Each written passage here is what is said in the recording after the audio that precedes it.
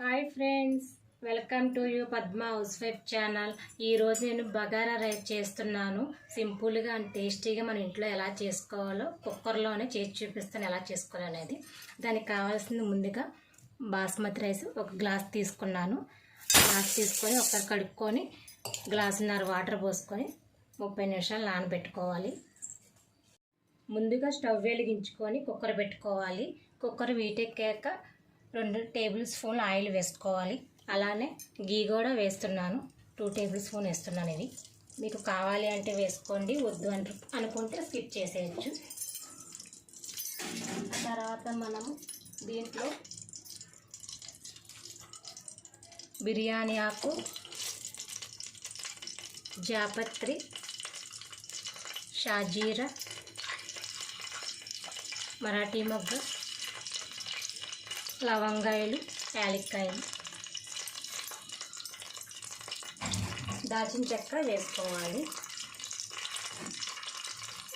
వేసుకొని ఒకసారి తిప్పుకోవాలి. మనం మొత్తం కలుపుకున్నాం ఒకసారి అట్లా.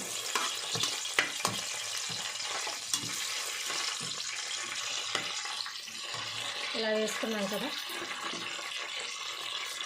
దీంట్లోనే ఇప్పుడు మనం కట్ చేసుకుని ఆనియన్స్ ముక్కలు వేసుకోవాలి. మిర్చి ముక్కలు,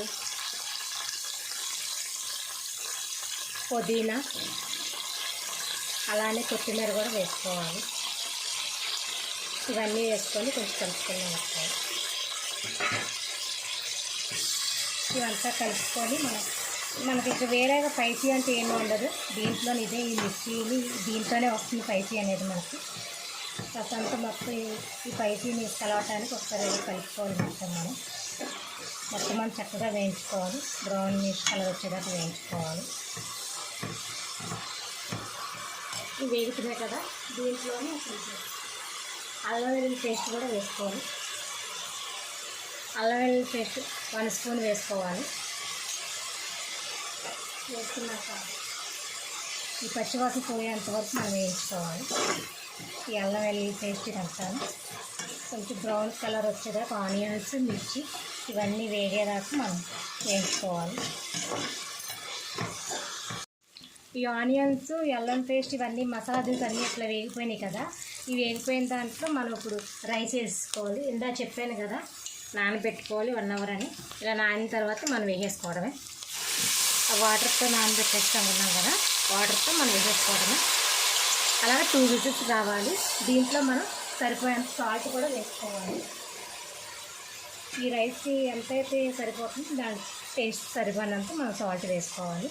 ప్లస్ దీంట్లో ఇప్పుడు వాటర్ పోసేసుకోవాలి. పోసేసుకొని 2 విజిల్స్ దాకా ఉడికించుకోవాలి. బగారా రైస్ రెడీ అయిపోయిందండి. 2 విజిల్ వస్తే ఇలా వస్తుంది.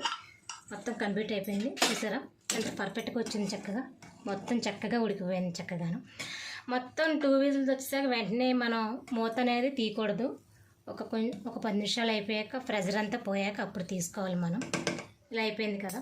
మీకు కనుక ఈ వీడియో నచ్చిందని అనుకుంటున్నాను. నచ్చితే కనుక లైక్ చేయండి, షేర్ చేయండి, సబ్స్క్రైబ్ చేయండి. ఇలాంటి అప్డేట్స్ కోసం మా ఛానల్ని కొత్తగా చూసేవాళ్ళు సబ్స్క్రైబ్ చేసుకోండి. ఓకేనా ఫ్రెండ్, బాయ్.